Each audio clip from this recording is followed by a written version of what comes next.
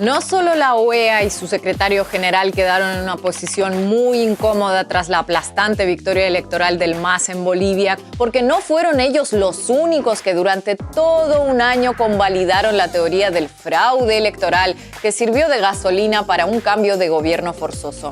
Muchos medios de comunicación se convirtieron en entusiastas amplificadores de aquel discurso y ahora se encuentran más desorientados que Jeanine Áñez en un Congreso Internacional de Presidentes electos.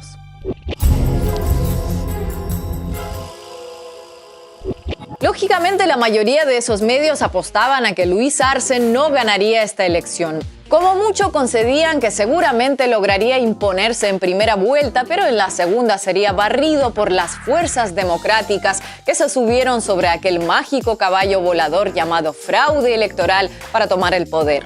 Porque si aquellos hechos fueron realmente la épica gesta libertaria que vendieron, ¿cómo harían después para explicar que en menos de un año los bolivianos dieran semejante paliza electoral a sus libertadores? Por eso los grandes voceros mediáticos no solo contaban con que perdería el MAS, sino que necesitaban que perdiera para así justificar su narrativa de estos últimos 12 meses. Así que tras conocerse los primeros y contundentes resultados, inicialmente algunos se inclinaron por lo que en psicología se conoce como la primera etapa de todo duelo, la negación. Pero hay un pequeño detalle en el que estoy completamente en desacuerdo. Completamente en desacuerdo. Y es que no se han dado los resultados oficiales del órgano electoral. El domingo en la noche, cuando el candidato de la dictadura se ha autoproclamado ganador de la elección con más del 52%, en base a datos de encuestas en boca de urna. Claro, que la victoria de Arce fuera admitida por las encuestas a boca de urna, Jeanine Áñez, Carlos Mesa, Jorge Tuto Quiroga y hasta Luis Almagro y el gobierno de Estados Unidos, ninguno de ellos sospechoso de peón del masismo, no era señal suficientemente contundente de que efectivamente ese había sido el resultado.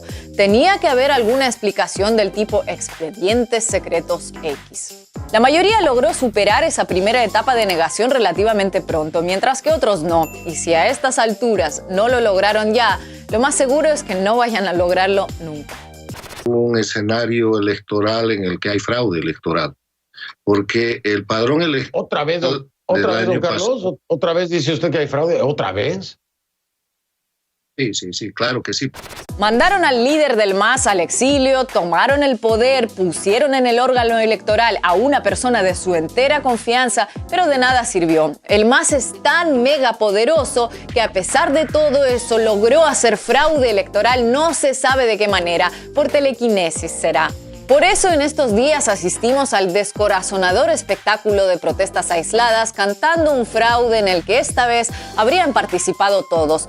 Evo, Arce, Áñez, Mesa, el Tribunal Supremo Electoral al completo, los medios bolivianos en masa, todos los partidos políticos, los observadores internacionales, la OEA y si hace falta hasta las llamas del altiplano. Son los huérfanos del discurso del fraude que sin la debida atención pueden estar cerca de cruzar el punto de no retorno en su capacidad de distinguir realidad de fantasía, si no lo han hecho ya. Ni el TCE ni los políticos que han estado presentes en esta elección nos van a volver a ver la cara. El día de hoy también estamos decretando enemigos del pueblo boliviano a todos los políticos que han participado de estas elecciones. Otra explicación de los resultados muy recurrida por los grandes medios fue argumentar que ellos no se equivocaron, que los que se equivocaron fueron los opositores bolivianos por no ir unidos en torno a un único candidato de unidad.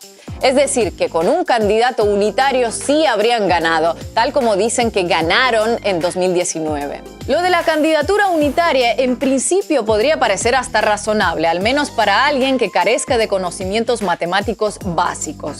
Porque resulta que suponiendo que Luis Fernando Camacho o Carlos Mesa hubieran declinado su candidatura a favor del otro, lo que es bastante suponer, o se hubieran unido en una fórmula conjunta, lo que es mucho suponer, y suponiendo además que cualquiera de esos escenarios no hubiera desmovilizado a ni uno solo de sus respectivos seguidores, lo que no es mucho, es muchísimo suponer, pues resulta que las cuentas tampoco dan.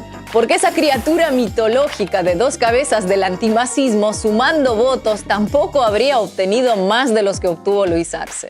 Es decir, que en este supuesto entre supuestos no se cumpliría ni siquiera aquello de si mi abuela tuviera ruedas sería bicicleta, como mucho una viejita con 2 cauchos alrededor del cuello. A otros les dio por mirar el vaso medio lleno, aunque no tenía ni una gota del agua que querían tomar, y en un conmovedor, aunque desubicado ejercicio de optimismo, se dedicaron a alabar la gestión de las autoridades de facto, que habrían hecho posible este gran logro democrático. Mirá lo que hizo Áñez, porque pocos la reconocen. Primero, garantizó unas elecciones de manera transparente, en tiempo y forma, en medio de una pandemia, cosa que no es poco. Después felicitó al ganador y reconoció el resultado.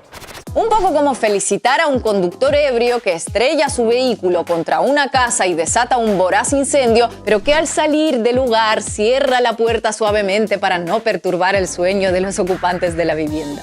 También los hubo que optaron por presentar la noticia como si nada, haciendo de cuenta que durante todo este año ellos en ningún momento quisieron dar la impresión de que el masismo era agua pasada en el país. No, por favor, ¿a quién se le ocurre? Jamás insinuamos tal cosa. El equivalente a que de un día para otro y sin previo aviso, un canal terraplanista comenzara su emisión anunciando que, como cada año, ese planeta esférico llamado Tierra había completado su órbita de 365 días alrededor del Sol. Y aquí no ha pasado nada. A una minoría le dio por sacarse de encima complejos sobre el qué dirán y cambiaron su efectista y conmovedor discurso de 2019. Los bolivianos abrieron los ojos por la versión actualizada de 2020, mucho más sincera y representativa de su verdadero pensamiento. El MAS ganó porque los bolivianos son ignorantes y analfabetos. Evidentemente en Bolivia hay una gran población, una gran masa de población que es ignorante. Mentalmente no tiene absolutamente ni idea de prácticamente nada. O sea, son analfabetos literales. O sea, hay mucha gente que no sabe hablar el español. Hablan aymara, quechua o idiomas nativos indígenas y no tienen ni idea de lo que es la civilización, ¿no? Un buen número de medios, ya que no podían hablar otra vez de dudas o legitimidad de la victoria del MAS sin perder aún más su credibilidad, buscaron alguna forma de minimizarla, relativizarla o convertirla en algo amenazante, pero de forma, digamos, más sutil que la que acabamos de ver. Este fue el caso también de varios titulares, según los cuales Luis Arce y su compañero de fórmula, David Choquehuanca, no serían sino una especie de apéndices o marionetas de Evo Morales. Y si bien por el recorrido de todos ellos no se puede negar su estrecha vinculación política, el énfasis con el que esos medios borran sus nombres para caricaturizarlos, rara vez se lo aplican a otros políticos más de su agrado. Así que esto es lo que hemos visto: negación, desconcierto, excusas, explicaciones delirantes, disimulos, arrebatos racistas y una amplia gama de reacciones, pocas de ellas elogiables. Pero eso sí, la única reacción que no verán en ninguno de los medios que secundaron con devoción la teoría del masivo fraude electoral es el más mínimo atisbo o intento de autocrítica sobre su labor y su responsabilidad en lo sucedido en Bolivia durante el último año. Y no tanto porque no quieran reconocer su error, sino porque ni siquiera piensan que haya sido un error. Y no reconocerlo les permite volver a cometerlo, donde, cuándo y cuántas veces lo consideren necesario.